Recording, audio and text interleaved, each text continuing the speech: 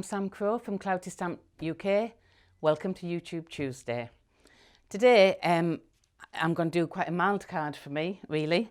I had a look at these of Tina's stamps, Tina's floral stamps, which are absolutely beautiful. And I love doodling and colouring in. It's not the thing I'm best at, but it's something I really enjoy. So I like to have a play with that. And Tina's stamps, I thought, just gave you every opportunity to do that. And to mix it up, make it your own, without losing the beautiful artwork that she's made in the first place. So this is the card I'm going to be showing you. It's very simple, it's relaxing, it's enjoyable to do. So I'll just get straight into it. So I've pre-stamped some of the card for you, because you don't want to sit and watch me doing all that. Sometimes it takes a long time to do the stamp, especially if your eyes are a bit wonky. So I thought I'd do part of it, but I'll explain to you why I've stamped it the way I have.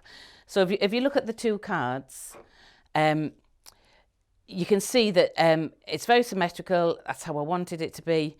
So we've got a centerpiece, which is off the stamp set. So this one is a centerpiece. And this one here, I've used it there, and there. I even confused myself and I thought, oh, which stamp is that? And then I realised what I'd done. I'd had a good old play with it and altered it. So, and I'm sure Tina wouldn't mind that at all. So, and then to be symmetrical, I've gone opposite corners, I've done the same. Otherwise, if you have everything too different, it's all just a bit of a mess. So although it looks like a lot of different images and whatever, it's actually very symmetrical. I am a symmetrical person, actually. So these two are the same, and then I've coloured them opposite there. These two are the same. I've coloured them the same because I didn't need the flowers do that for them. It makes it stand out. You don't need to do anything there. Just make it match the rest of the card. And these two I've had a good little doodle on and a bit of watercolouring, just because I enjoy doing that. So then you've got Centerpiece, which is just lovely on its own. It doesn't need a lot doing. And so that's it. That's the card. And I did a bit of splattering. I enjoyed making it. So I just thought I'd show you the process of how I did that. So I'll finish off the stamping. So like I say, the two opposite corners are the same. I started with my Centerpiece and then worked these around it. I've used the large stencil card from Clarity, because these images are quite big, and so they just didn't quite squeeze onto the smaller stencil card. So I've used a bigger one and cut it to the size I want it to be. So I'll finish off, so I'm going to stamp that there. Do get your stamps where they're going to go when you're doing it, because it's very easy to get them mixed up.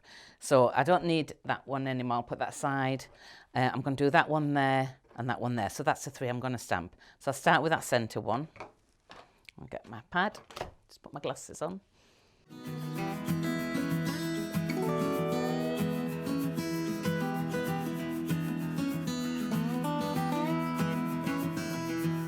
So you look at this, and I know that some of you will notice it's not perfect. I'm a mixed media kind of girl. I'm not bothered by that. If you look at that, that's not perfect either. But because of the symmetry of it, it stands out, and it's not about being lined up properly. It's about just having a nice little doodle and getting a card that looks pretty at the end of the day. So, and you know, I think it sort of does that really. So I'm trying not to mess Barbara's little stamp up, so I'll just give it a mat up. I'll give it a quick clean before she sees it. Oops. Sorry about that. Okay. Right, so put this underneath as well. So I'm going to start the colouring with the Centerpiece. I'll put that there so you can, well, maybe to that side so you can see it. I'm going to start it with the Centerpiece. Just do the bit, you know, I'm not going to tell you how to colour in. What I'm showing you is how I make it symmetrical and how I make the card work. So I know that you know how to colour in. I'm going to, you know, maybe speed me up, and I'll just do a little bit to show you how I do it. So I'm going to doodle around the edges, do the doodling in the petals, and then do my lines down here, and then it's all set to just go. Actually, I think I will move this so I can see it better.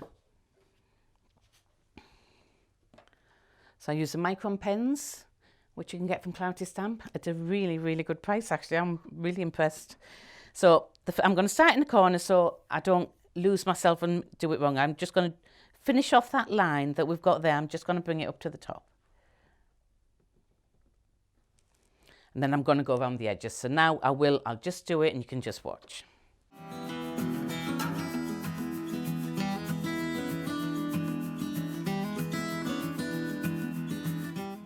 So I would do that on all of them. So obviously you don't want to watch that. I'm just going to do it on the ones maybe that I'm going to colour in so they look how they should.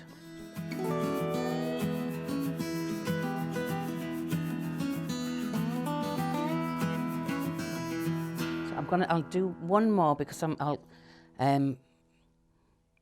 colour this in because of all the little bits I did colour or didn't colour. It was all done for a reason. So I just want to colour one of each to show you each piece and why it's like that. Okay. So.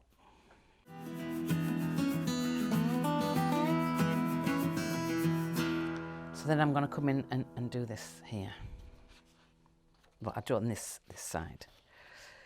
So I'm going to every other one of these and I'm arching it as well so that it just gives a little bit of depth when you arch it round.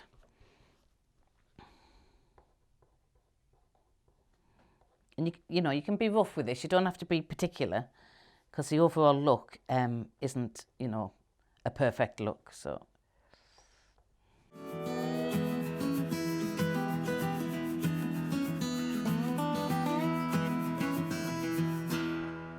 Good job, we can speed the process up a little bit, isn't it?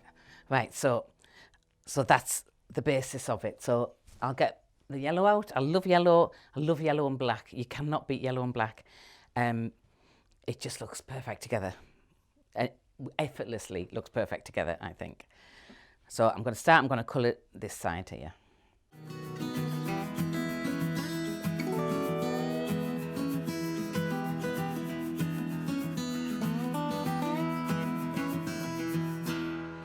So that's the basis of that. This is a slightly darker yellow than I use here. You know, just get your own favourite colours. You can do this in blue and black, green and black. Green and black would be lovely.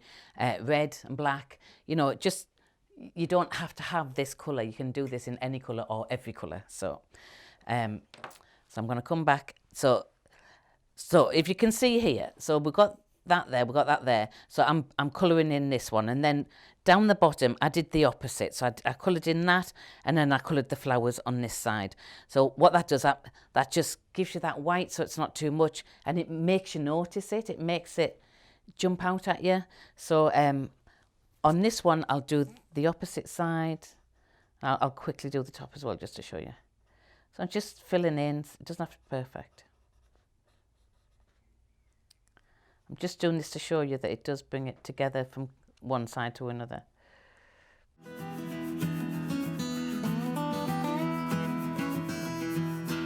And on the black, I'm just filling in the little circle, using the distress markers. Now I'm starting to use the distress markers now because I want to do that a little bit of shading. So if I pull them round here, there's a couple of ways I can do it. I'll pull a bit round here to show you that way. And then get a water pen out. It's quite thick, but this'll do. And I'm just going to pull it down into the yellow look. And this gives kind of a, I'm not sure what the colour looks like. It's a certain look that I always used to do when I was younger. I just love this blended look. It's kind of just almost, not quite pop artish, but along the lines, I think, a little bit. So I just bring the black in again. This is the easiest way to shade. You know, if you're not very good at it, or you don't feel you're very good at it, or you're worried about going wrong, this is just a perfect way to practice. And then I can also put a little bit of the black on my mat, which I'll bring in. You just literally give it a quick spray.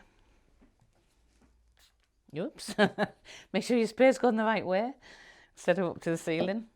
Look how beautiful these are to colour with. Look at the black. How it's just watercolour straight away there. So you can use it that way. You can use it like wet already. But you get like the lighter shading when you do it this way. and rather than the heavy edge. So I'll just do that. So if you imagine if you did this in a lighter yellow, you get even more of a blend. So let's do that with, I'll do it with just one of these. You can see already it's picking up the black, see? And then it just gives it that depth. So I just pick a little bit of the black up.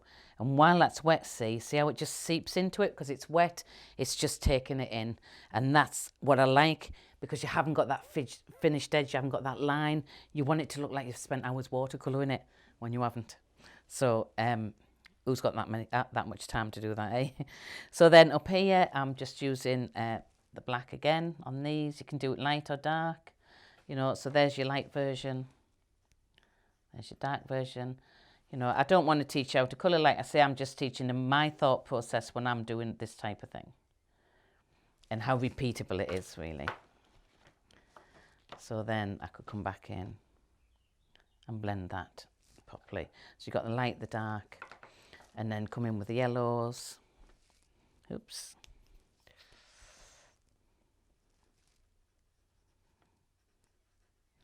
So now we don't care if we get black on the yellow, because that's we want the blended look, and these will clean off because they're water-based, so it'll eventually all just come off. So again, I'm just going to pull that black down into there a little bit, and then I'm going to make that one a bit darker. Definitely shows more, like to show you, definitely shows more with the lighter colour, so I'll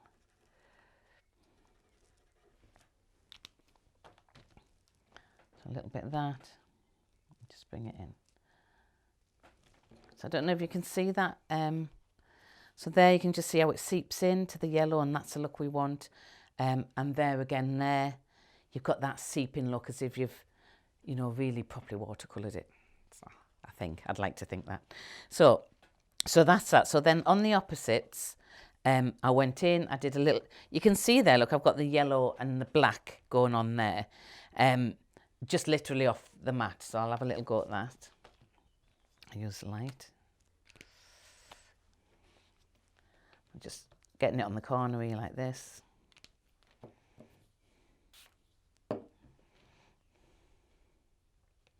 Maybe I need the deeper one.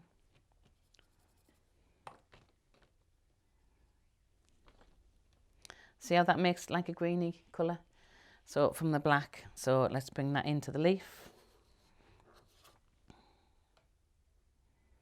And then this is how you're getting, everything's the same colour, or everything you're doing has got the same two colours, so everything automatically goes.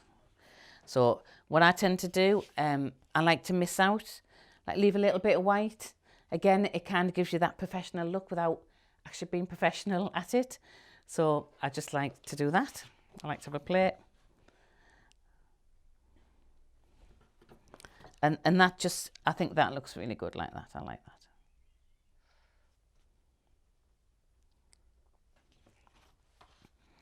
So then you could come back in with a tiny bit of the light yellow in there, and then watercolour that out. So it blends again. Or you could just leave it white. I quite like it white.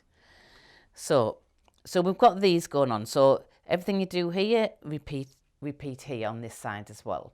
Everything you do there, you repeat there. Everything you do there, you repeat there. So there's all your edges taken care of. Top and bottom I kept plain because there's already a lot going on. So I've just did the basic, the stripes. So I've just got the yellow here and just paint into the stripe there. And then that just makes that edge look a little bit prettier as well. Because black can be harsh, and that's why when you put a colour as bright as yellow next to it, it just pops off the page and it just looks really pretty. So that's it, that's all you need to know on that. Then I left the white there, I've coloured the centre in. You know, it's just everything I've done, I've thought, right, so that needs to be there next, that needs to be coloured because I've done that, and I'm looking at opposites all the time, and opposites match because everything you're using is the same. So so there again, you can see I've done a good grungy edge, and then I just coloured the middle. The middle, it's already just doing it for itself. All you need to do is colour in the little elements to match. So I just literally coloured in the moon, because all my moons are yellow. There you go. And you could just, if you get a water brush, you could just damp that down a bit. Oh, ignore that bit. Or you could get the water brush on there. It's got the colour. Just get wet. You could do the water brush first, so just slightly wet your paper, like that, or your card, and then bring the distress marker in, and that gives it a more blended look again. You see how it went lighter? Because the water's seeping into the card, and then it picks up the colour, and that takes it into the card. So instead of it being a very thick colour, it's already moving it out over and blending it. So I think that's all I can show you really, apart from the last little bit that's really a lot of fun. It takes a little while when, you know, you need a lot of water for this to get it everywhere really. So what I'm doing, I'm putting a little bit of the black and a little bit of the yellow onto my mat. This, I've already got some going on there. I'm going to give it a good spray. I don't need my glasses first. I want this really wet. And then I'm going to cover Barbara's mat up. And the desk and the floor, I think. So we've got all that going. Imagine it's all coloured in like this. It's all symmetrical. And when I finished that, I thought, oh, it's all a bit too white at the background. So I just wanted to do these little speckles of black and yellow to just bring it back to what I see in my head, which is that. So you literally just get a brush. I'll start with the yellow, and I just knock it like that. Get it wet.